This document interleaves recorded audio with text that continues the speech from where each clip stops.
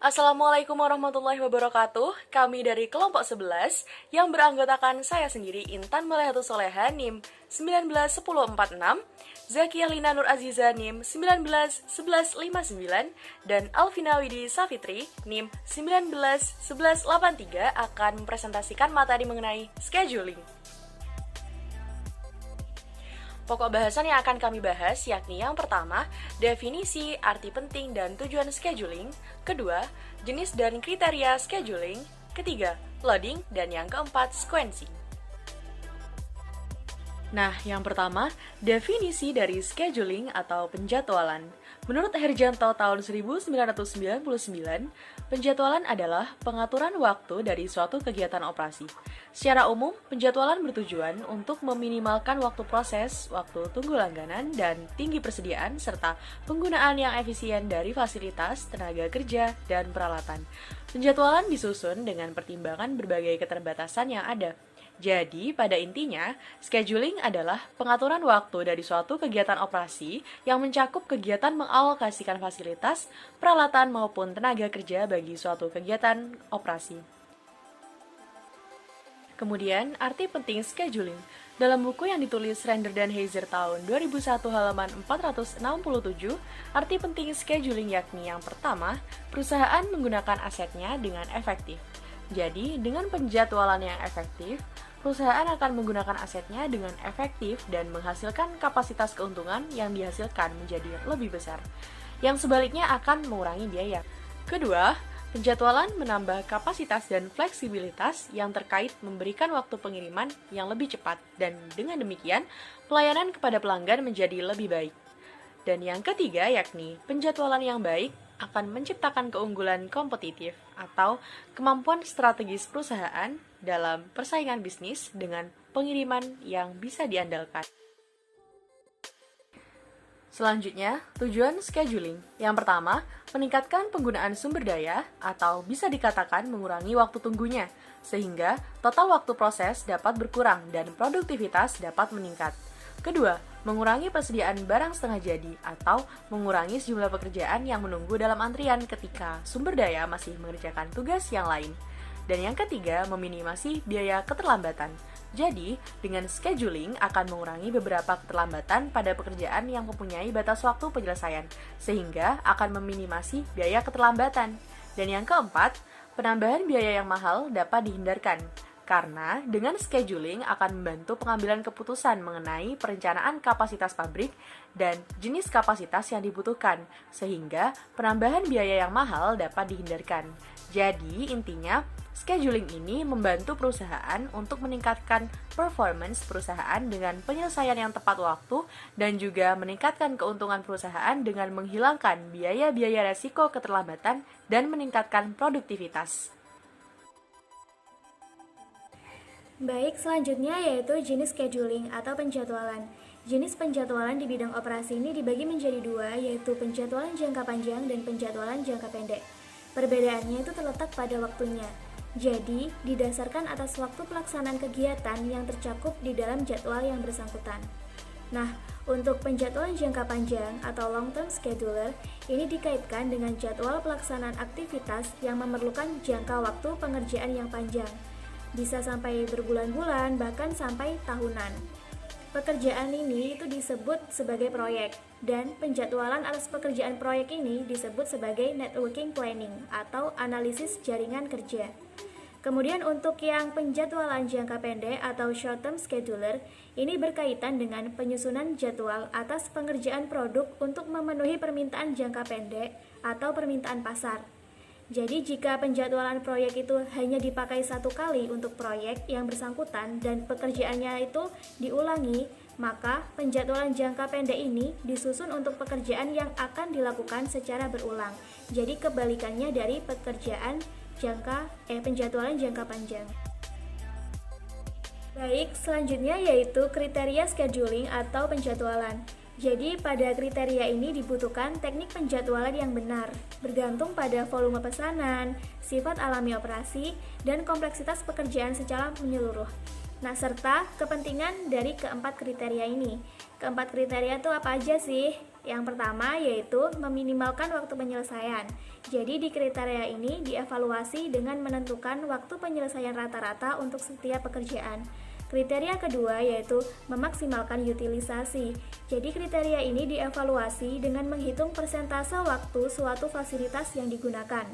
Kriteria yang ketiga yaitu meminimalkan waktu persediaan barang setengah jadi. Jadi kriteria ini tuh dievaluasi dengan menentukan jumlah pekerjaan rata-rata dalam sistem.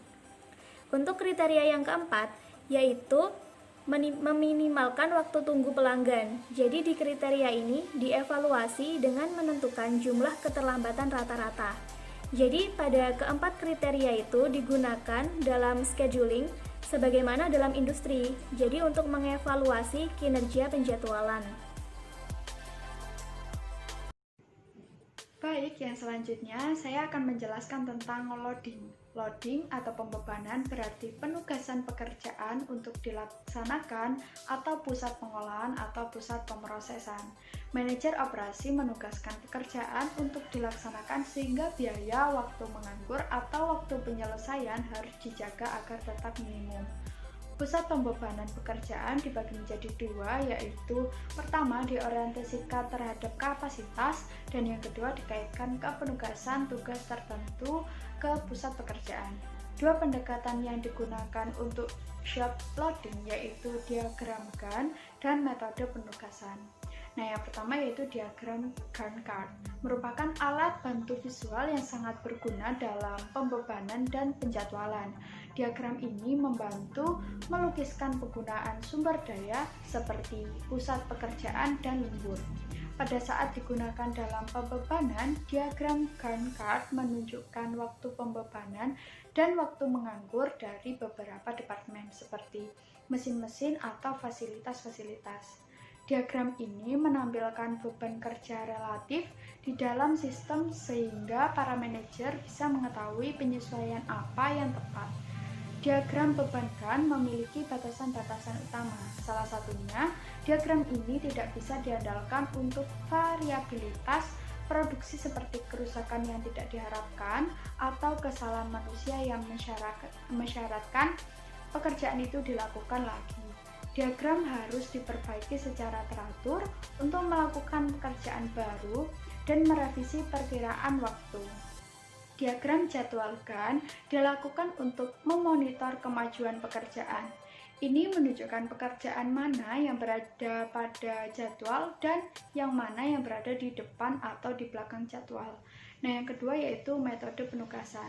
Metode penugasan melibatkan penugasan suatu pekerjaan atau sumber daya.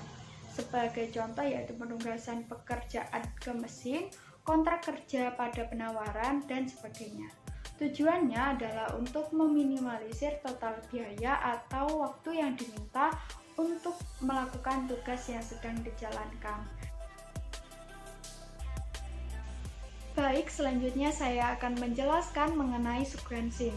Sequencing atau pengurutan merupakan proses pengaturan urutan atas pekerjaan-pekerjaan yang harus diselesaikan.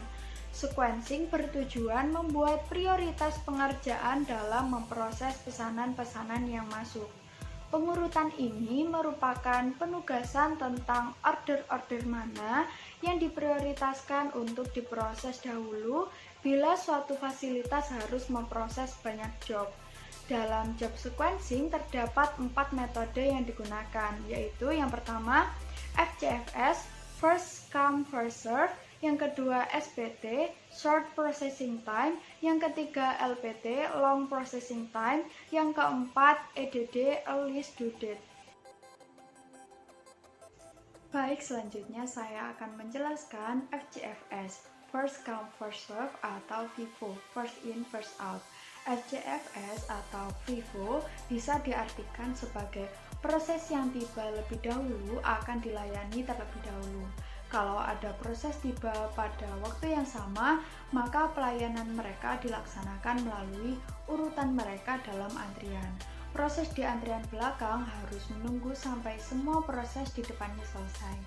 Setiap proses yang berada pada status ready dimasukkan ke dalam FCFS sesuai dengan waktu kedatangannya. Baik, selanjutnya yaitu perhitungan menggunakan FCFS. Telah disediakan data yaitu job 1 sampai dengan job 8 dengan menggunakan waktu proses yang berbeda-beda.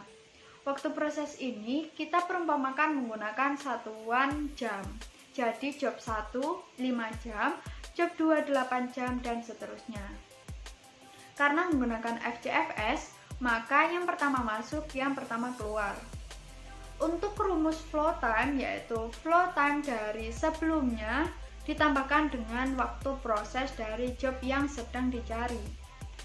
Contohnya, job pertama untuk flow time yaitu flow time dari sebelumnya yaitu 0 ditambahkan dengan waktu proses dari job pertama yaitu 5. Hasilnya flow time-nya menjadi 5. Untuk job kedua, flow time-nya yaitu flow time dari job sebelumnya yaitu job 1 yaitu 5 ditambahkan dengan waktu proses dari job kedua yaitu 8. Hasilnya menjadi 13. Untuk perhitungan flow time selanjutnya caranya sama seperti itu. Lalu ditotalkan seluruhnya menjadi 246. Lalu untuk rumus rata-rata yaitu total dibagi dengan jumlah job, yaitu menjadi 246 dibagi dengan 8, hasilnya yaitu 30,75. Selanjutnya, SPT, Shortest Processing Times, yakni rata-rata flow time atau waktu selesai akan minimum bila jobs yang akan diproses pada sebuah mesin diurutkan dengan SPT. Jadi di sini terdapat 8 job contohnya. Dengan waktu proses yakni job 1 5 jam, job 2 8 jam, job 3 6 jam, job 4 3 jam, job 5 10 jam, job 6 14 jam, job 7 7 jam, dan job 8 3 jam. Karena di sini menggunakan SPT, jadi syaratnya harus diurutkan terlebih dahulu dari yang terkecil hingga yang terbesar. Seperti pada data, sudah diketahui bahwa yang terkecil yakni job 4 dan 8 yakni 3 jam, kemudian job 1 5 jam, job 3 6 jam, dilanjutkan dengan job 7, 2, 5, dan 6. Lalu untuk mencari flow time, di sini sudah diketahui flow time yang pertama ialah 3. Nah, untuk mencari flow time yang kedua dengan cara menambahkan flow time yang pertama dengan waktu proses yang kedua, yakni 3 tambah 3, ditemukan flow time kedua sama dengan 6.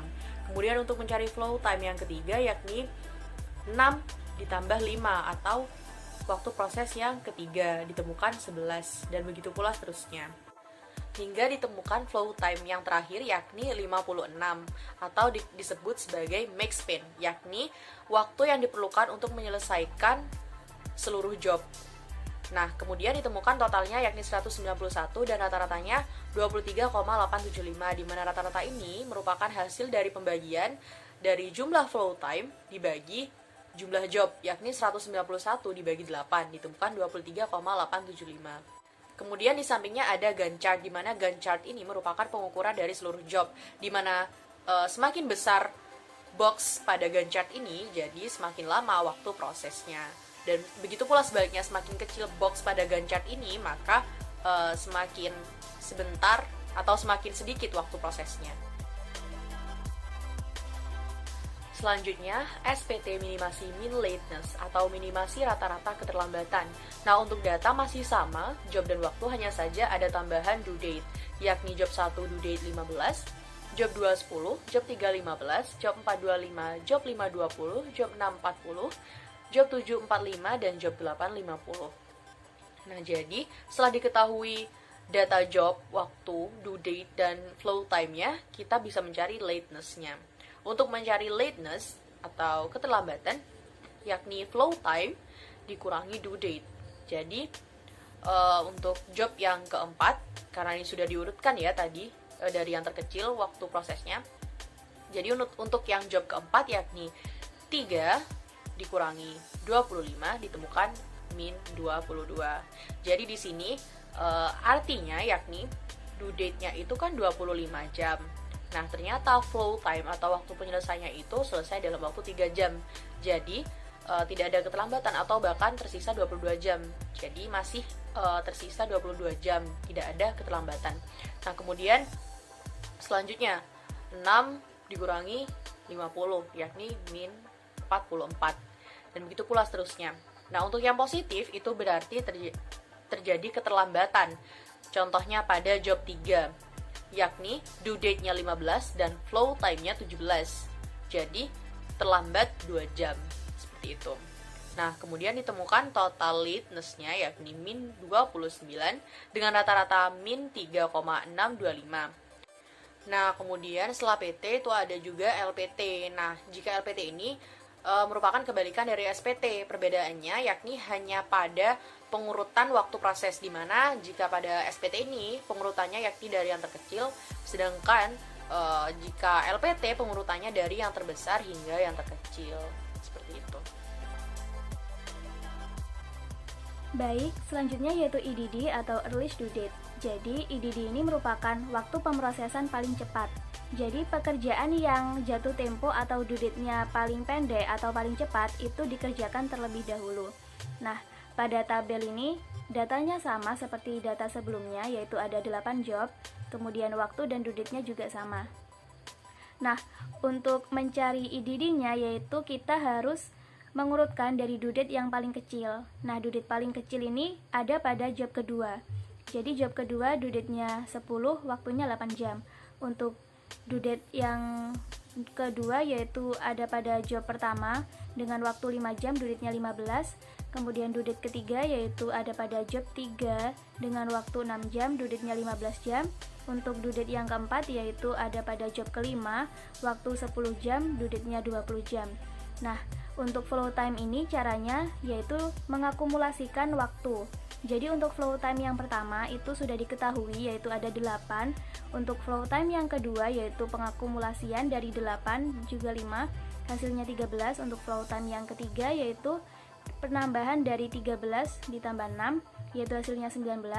Untuk flow time yang keempat yaitu penambahan dari 19 dan 10 hasilnya 29. Begitu juga untuk flow time selanjutnya. Nah, untuk lateness ini cara mencarinya yaitu dengan pengurangan dari flow time dan juga due date. Jadi untuk lateness yang pertama yaitu 8 min 10 diperoleh hasil min 2. Kemudian lateness yang kedua yaitu 13 min 15 diperoleh hasil minus 2. Lateness yang ketiga yaitu 19 dikurangi 15 diperoleh hasil 4. Untuk lateness yang keempat yaitu 29 dikurangi 20 diperoleh hasil 9. Nah, di sini kan ada minus sama positif nih lateness-nya. Untuk lateness yang minus, kan ini ada minus 2, jadi itu untuk due date-nya 10. Ternyata waktu penyelesaian itu hanya 8 jam. Jadi di sini minus 2 itu masih kurang 2 jam dari due date-nya. Untuk yang positif yaitu untuk due date yaitu 15 jam, ternyata penyelesaian atau flow time-nya itu 19 jam. Jadi di sini ada keterlambatan 4 jam. Nah, di sini juga diperoleh hasil untuk maximum lateness-nya atau maksimal keterlambatannya yaitu ada pada job kelima yaitu 9 jam terlambat. Nah, dari lateness ini juga diperoleh hasil yaitu totalnya sebesar 36. Di sini juga dapat diketahui rata-ratanya yaitu dengan cara membagi total dan juga jumlah job. Jadi 36 dibagi 8 diperoleh hasil 4,5 untuk rata-ratanya. Sekian dari kelompok kami yaitu kelompok 11. Apabila ada kesalahan kami mohon maaf. Wassalamualaikum warahmatullahi wabarakatuh.